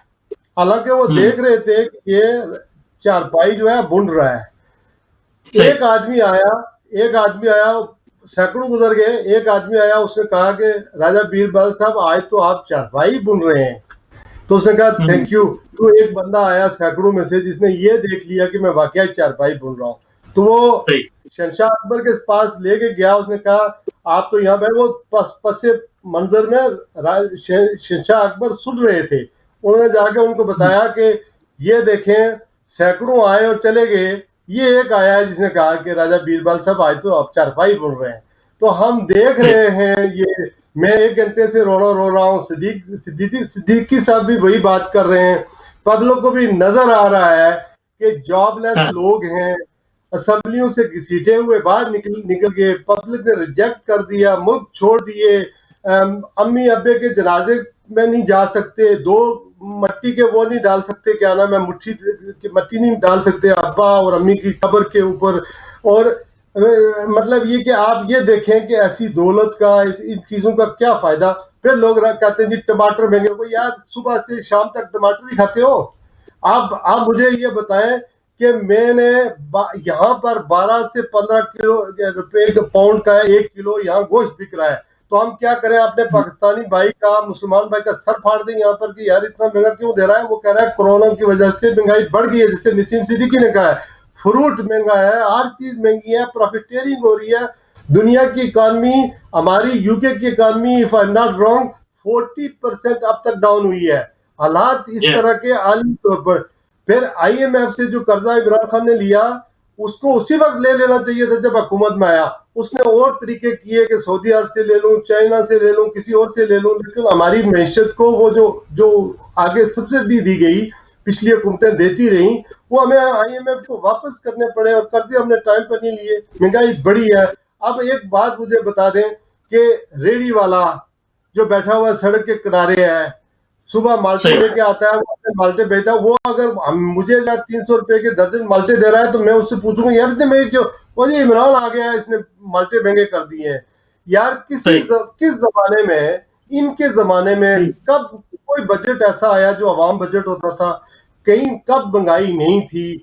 हालात आलमी तौर पर देखें, इस यूके की इकॉनमी बैठ गई है, यूरोप की इकॉनमी बैठ गई है, हम लोग स्ट्रगल कर रहे हैं, कोई चीज मूव ही नहीं हो रही है। खुदा के बंदो अकल के नाखन लो। एक शख्स आया है, हमारा PTI से कोई तल्लुक नहीं, मैं वल्लाह आपको बताता हूँ कि मैं, नसीम सिद्दीकी या आप, या बहुत इंडिविजुअल और भी हैं, हमारी वफादारी इस पाकिस्तान से है। हम अपना खाते कमाते हैं, यूके में आए, ये भी हमारी माँ की तरह का ये सरजमीन है जहां पर 60% इस्लाम नाफिज है, जहां पर रफा अमा की बातें होती हैं, वेलफेयर स्टेट है, उमर लास्ट की इम्प्लीमेंटेशन होती है, रियासत खुद अपने शहरी का जो है वो बर्डन बर्दाश्त करती है। तो इस तरह की बातें न करें। एक बंदा यहाँ पे था, आपको जानते हो, यहाँ पे था, वो अपने लिए सब कुछ कर सकता था। उसके बेटे वहां नहीं है, भाई नहीं है, बहन नहीं है, कोई सियासत में नहीं है। हाँ, उसके 2-4 दोस्त हैं। ही डन रॉन्ग कि उनको उसने मशीर व वजीर बनाया, उन्होंने इसको लेट डाउन किया। वो कर भी करते हैं, जैसे ओवरसीज की मिनिस्ट्री दी हुई है एक आदमी को, कुछ स्पेशल एडवाइजर बने हुए हैं, उन्होंने कुछ भी नहीं किया। इसके लिए पकाने के पास है। एक कॉलर उनको ले लेते हैं। अस्सलाम वालेकुम, कौन सा कहाँ से? भाई खान साहब ने बड़ी खूबसूरत बात की है और बड़ी खूबसूरत अंदाज में मिसाल दी है बीरबल की। लेकिन खान साहब एक बात और भी आप ध्यान में रखें कि एक हुकूमत ऐसा भी कर गया जिसको निजाम धक्का कहते थे, जिसको 2 दिन की हुकूमत मिली थी तो उसने और कुछ नहीं किया, तो अपनी मशक काट के उसने उसकी करेंसी चला दी थी। तो जब एक ना तजर्बाकार आदमी खुद मानते भी हैं आपको तजर्बा नहीं रखता सियासत का और क्रिकेटर है, तो क्या 20 करोड़ अवाम की किस्मत एक क्रिकेटर के हाथ में दे के क्या तबाही का बहस बने अगर, तो क्या इसका जो जिम्मेदार कौन होगा? लाने वाले, आने वाला, क्या कौन होगा? एक ना तजर्बाकार आदमी को निजाम सके की तरह ला के बैठा दिया जाए और फिर आप कहेंगे जी कि अवाम जो है ये कहते हैं अवाम को सोचना चाहिए। अवाम ने तो वोट देना है। अब तो वोट की हालत ये है कि आपने वोट का भी सत्यानाश करके रख दिया और वोट भी आपने ऐसे तरीके से इस्तेमाल किया और अवाम का वोट के दिए किसी को, निकले किसी के, और आप उसमें सिलेक्ट करके आपने आदमी को। तो इस पे थोड़ी सी नजर रखें तो फिर अवाम को आप सोचते हैं। अवाम तो बेचारे देते हैं वोट, उन्होंने तो दिए वोट, संदुकड़ियां आप बदल दें, नजाम जो सिस्टम आप तबाह कर दें और सारा कुछ का फेल आप करके और फिर कहेंगे अवाम नहीं। तो अवाम का कसूर नहीं है इसमें, कसूर लाने वालों का है और कसूर उसका है जिसने झूठे वादे किए, कसूर उसका है जिसने रियासत मदीना को बदनाम किया और ना पूरी कर सका, कसूर उसका है कि जो काबिल नहीं, तजर्बा नहीं है, सियासत नहीं जानता और उसको हमारे ऊपर अवाम के ऊपर ला के बैठा दिया पिछले अवाम के, और फिर आप अवाम के दोष ना दें, आने वालों को और आने वालों को दोष दें। थैंक यू जी, मेहरबानी। थैंक यू नकवी साहब जी। सिद्दीकी साहब कुछ कहना चाहेंगे नकवी साहब के सवाल के ऊपर? बिल्कुल, वही कहा ना कि हमारे बड़े प्यारे प्यारे लोग हैं और ये अपने आके कमेंट्स देते हैं। कई दफ़ा ऐसे लोग होते हैं जो अपना घर नहीं चला पाते या उनके कोई घर में बात नहीं सुन पाता और वो चाहते हैं कि हुकूमतें जो है वो इस तरह कर दें, नवाज शरीफ ये कर दे, वो कर दे। किसने कह दिया भाई कि इमरान खान कोई मैंने लाया है? इमरान खान आवाम की वोटों से आया है। अब आपको मानना पड़ेगा कि आवाम के वोट भी कोई हैसियत रखते हैं। अब आप मानते ही नहीं, आप कहते हैं जी संदूकियों में जो है वो दूसरे वोट डाले, वोट कोई और निकल आए। भाई इस मुल्क में तो हमेशा से कभी भी वोट को जो है वो आपने नहीं माना। इस बात को माने कि अवाम उसको लेके आई है, उसको आप मौका दें। आपको ऐसी क्या परेशानी है जब आप 5-5, 10-10, 15-15 साल दूसरी पार्टियों को आपने मौका दिया है, तो अभी एक 5 साल आप पूरे होने दें। 5 साल बाद फिर अवाम की अदालत लगेगी, वोट की अदालत लगेगी, वहाँ पे आप इनको बाहर निकाल दिएगा। और जहाँ तक बात है, आप देखें कि फैसलाबाद में नेगेटिव बातें सबको करनी आती हैं, पॉजिटिव बातें कोई भी नहीं बताता। अगर आप इस वक्त देखें कि फैसलाबाद में जिस तरह इंडस्ट्री 40 साल बाद दोबारा चलना शुरू हुई है, उसमें इस वक्त नौकरियां मौजूद है लेकिन काम करने वाले मौजूद नहीं है। पाकिस्तान की एक्सपोर्ट बढ़ रही है, कब्जा माफिया से कब्जे छुड़वाए जा रहे हैं, ये चीज़ें किसी को नज़र नहीं आती। मैं शिराज ने जो मिसाल दी, वहाँ पे मैं आपको छोटी सी एक मिसाल दूंगा, अगर आप मुझे इजाज़त दें और वक्त इजाज़त इसकी दे रहा है, कि जब मेरी वालदा की 2014 में इंतकाल हुआ तो उनकी ख्वाहिश थी कि सारे बेटे उनको कंधा दे। तो कोई कनाडा में था, कोई लंदन में था, हम भागे भागे यहाँ से गए, लेकिन वालदा को एक दिन के लिए जो है वो सर्द खाने में रखना पड़ा। तो जब डेड बॉडी घर आई तो वालिद साहब ने जब देखा तो वालिद साहब ने कहा कि भाई मुझे ये बात बिल्कुल अच्छी नहीं लगी, जब मैं वफात पाऊंगा तो आपने मुझे फौरी तौर पे 5-6 घंटे के अंदर दफना देना है। जो मौजूद होगा वो देख लेगा, जो मौजूद नहीं होगा वो स्काइप पे। जिस दिन से उन्होंने ये बात की, मुझे डरावने ख्वाब आते थे। मैं सोचता था कि नसीम सिद्दीकी बाप ने लिखाया, पढ़ाया, उंगली पकड़ के चलना सिखाया, क्या मैं उसकी जनता जो है स्काइप के ऊपर देखूंगा? मुझे ये बात रास नहीं आती थी। शिराज भाई को भी पता है, आपको भी पता है कि मैं लंदन में एक बहुत अच्छी पुरतईश जिंदगी गुजार रहा था। लेकिन मैंने उसी दिन फैसला किया कि नहीं, मैं पाकिस्तान वापस जाऊंगा और अल्लाह ताला तू मुझे मौका देना कि मैं अपने वालिद को अपने हाथों से जो है मैं कब्र में उतारूं। और मैं लंदन की पुरतईश जिंदगी छोड़ के मैं पाकिस्तान आ गया। पाकिस्तान आके मैंने बहुत मुश्किलात भी देखी, लेकिन अल्लाह ताला ने मुझे सुरखरू किया कि मेरे वालिद साहब का इंतकाल मेरे हाथों में हुआ, मैंने अपने हाथों से उनको गुस्ल दिया, उनको अपने हाथों से कब्र में उतारा, जिसकी वजह से मैं बहुत मुतमईन हूँ। मुझे ज़िंदगी में जी कुछ और नहीं चाहिए। अगर नवाज शरीफ वालदा के साथ पाकिस्तान आ जाते और अपने हाथों से कब्र में उतार देते तो क्या हो जाता? अगर उनको जेल जाना पड़ जाता, उनको फांसी चढ़ना पड़ जाता, मैं तो इस बात को फौकियत देता कि सुरखरू हो जाता कि कम से कम माँ, जी दुनिया में क्या चीज़ें, दो चीज़ें हैं, दो माएँ हैं, हम्म, एक आपकी धरती माँ है और एक आपकी वो माँ है जिसने आपको पैदा किया। अगर आप धरती माँ को भी छोड़ के ठुकरा के चले जाएं और माँ को भी ना इज्जत दें तो दुनिया में क्या आपकी इज्जत होगी? जितने सुनने वाले हैं, कोई भी बंदा इस बात पे मेरे साथ आर्गुमेंट कर ले, माँ के कदमों तले जन्नत है और हमें उसके लिए अगर बिल्कुल कुर्बानी भी देनी पड़े हम देंगे। और हम शुक्र अल्हम्दुलिल्लाह हमने अपनी माँ को भी, अपने वालिद को भी अपने हाथों से कब्र में उतारा है। बिल्कुल, क्या कहना है। और मैं एक और कॉलर उनको शामिल करता हूँ। सलाम, कौन साहब कहाँ से? अस्सलाम वालेकुम, मेरा नाम शहजाद है। जी जी शहजाद साहब, क्या आप पूछना चाहेंगे सवाल आप? जी, मैंने सवाल ये करना है, मैं तो कह रहा हूँ वो बहुत बेहतरीन जा रहा है इमरान खान, हम्म दिल का सच्चा है, सब कुछ ठीक हो जाए। हम्म सिर्फ हम लोग उन पेशेंट है, हम्म ये हमारी फितरत है। सही। बस ठीक ये सवाल था, पहली ठीक दफा जिंदगी में मैंने कॉल की। जी, बहुत शुक्रिया कॉल करने का मेरे भाई। बहुत इंशाल्लाह शुक्रिया। कोई तबसरा करे तो मैं सुनूं। चले ठीक है, प्लीज। जी ठीक है। जी शहजाद साहब, क्या कहना चाहेंगे इनके हवाले से? देखें, अभी जो नकवी साहब ने प्रीवियस कॉलर थे आपके, उनके जवाब में ये कहूँगा कि ज़ाहिर है वो कहीं यूके यूरोप से इस मेरे ख्याल में फ़ोन कर रहे हैं, आपके जानने वाले हैं। लीडर आते हैं ना तो बाज़ औक़ात कौम, हम जैसी कौम है वैसा ही रिफ्लेक्शन होता है, जैसी कौम वैसे लीडर।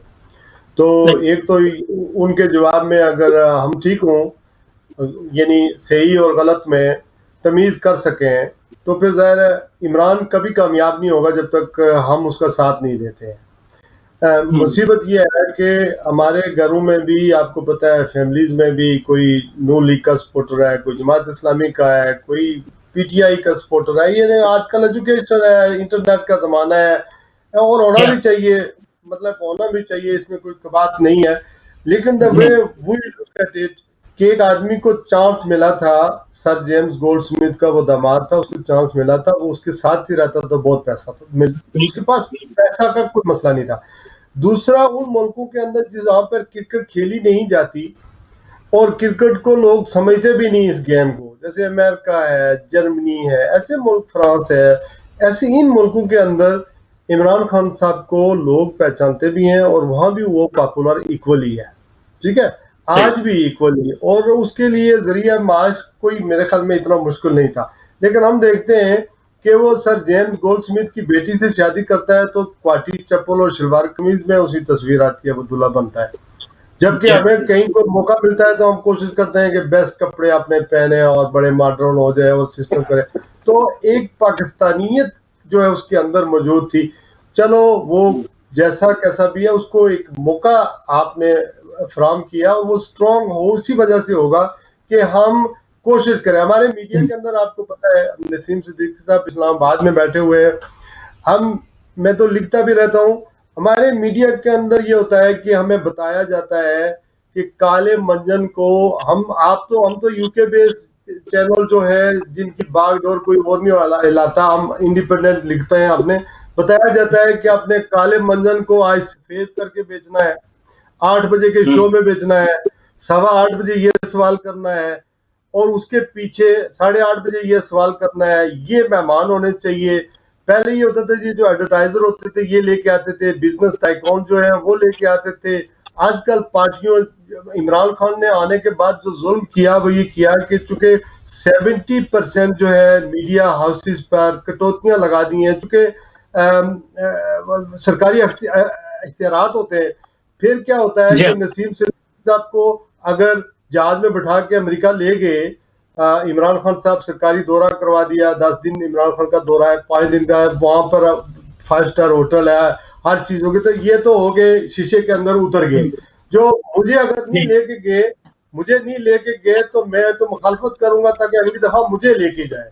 अच्छा, बिल्कुल। हमारी जो रोटी रोजी जो चलती है वो इसी तरह चलती है कि अब चैनल जो है, सारे चैनल तो मैं नहीं कहता हूँ, उसके ऊपर किसी न किसी की छाप है और हम साथियों पर भी छाप है कि जब लोग हमें देखते हैं तो उन्हें पता होगा कि ये पीटीआई सपोर्टर होगा, पीटीआई के हक में बोलेगा, या ये नवाज शरीफ के खिलाफ बोलेगा, या बाद लोगों पर छाप लगी हुई है।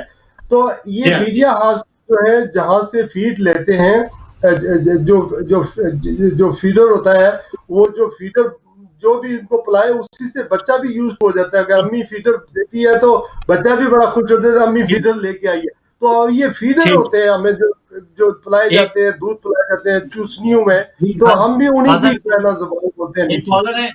एक कॉलर उनको शामिल करते हैं। अस्सलाम वालेकुम, कौन साहब कहाँ से? वालेकुम अस्सलाम। जी जी जी इमरान भाई, मैं रफीक भाई, मैं नवाज भट्ट से बता रहा हूँ। जी नवाज भट्ट साहब, क्या कहना चाहेंगे?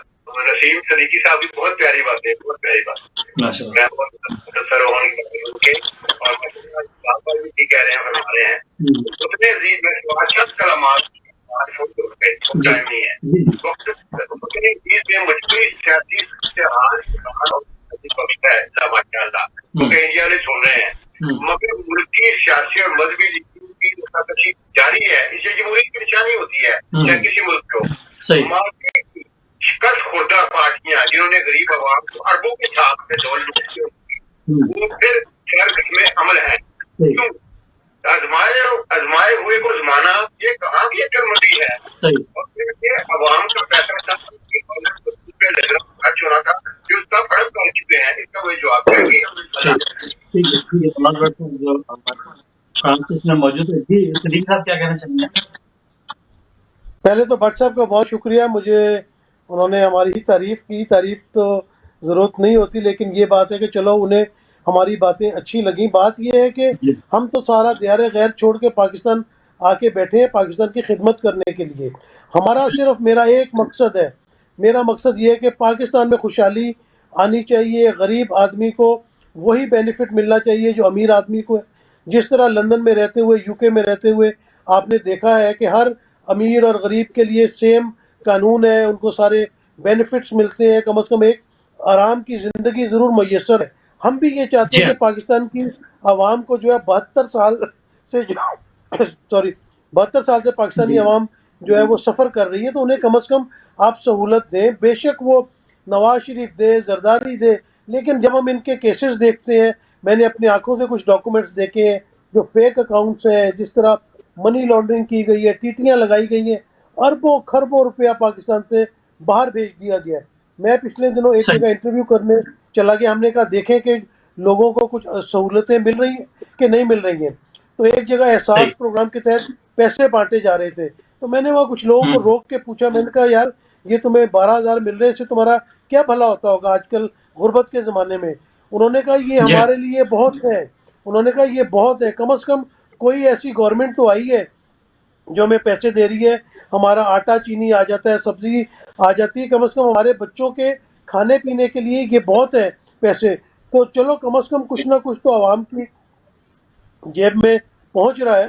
तो हम तो यही कहेंगे कि जो जिस तरह भट्ट साहब ने बात की, पाकिस्तान के मुहिब्बे वतन लोग हैं और पाकिस्तान के लिए बेहतरी चाहते हैं।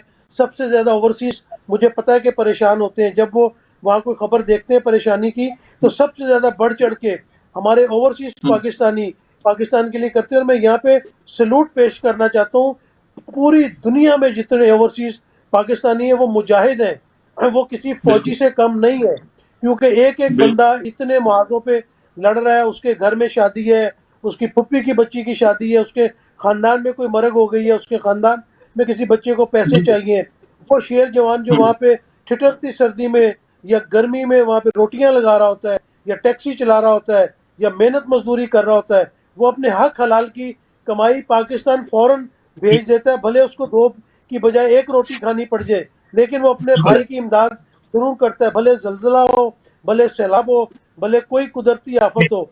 ओवरसीज़ पाकिस्तानी एक टांग पे खड़ा होकर पाकिस्तान की बेहतरी के लिए काम करता है। ठीक है सदीक साहब, आखिरी सवाल से बिल्कुल आखिरी टाइम बिल्कुल खत्म हो गया। खान साहब कहते हैं अगर एनआरओ दे दिए जाए तो सारे जल्द से जुलूस खत्म हो जाएंगे। आप इससे कितना मुत्तफिक है? मैं 100% ही मुत्तफिक हूँ। बिल्कुल, आप ये देखें ना कि ये जितने अदालतों में केस चल रहे हैं, मैं कई दफ़ा अदालतों में खुद जाता हूँ।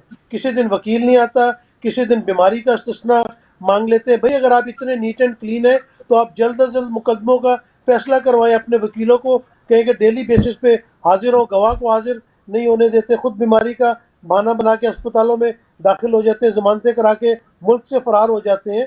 तो बिल्कुल इमरान खान सही कहता है कि अगर वो इनको एनआरओ दे दे, इनकी बात मान ले, तो ये सब जलसे जुलूस खत्म हो जाएंगे। वही मुकमका हो जाएगा जो पीपल्स पार्टी और नून लीग पहले आपस में करते रहे। जी जी, बहुत शुक्रिया जनाब नसीम सिद्दीकी साहब आपका भी, और जनाब शाज खान साहब आपका तहे दिल से मशकूर हूँ कि आप इस प्रोग्राम का हिस्सा बने।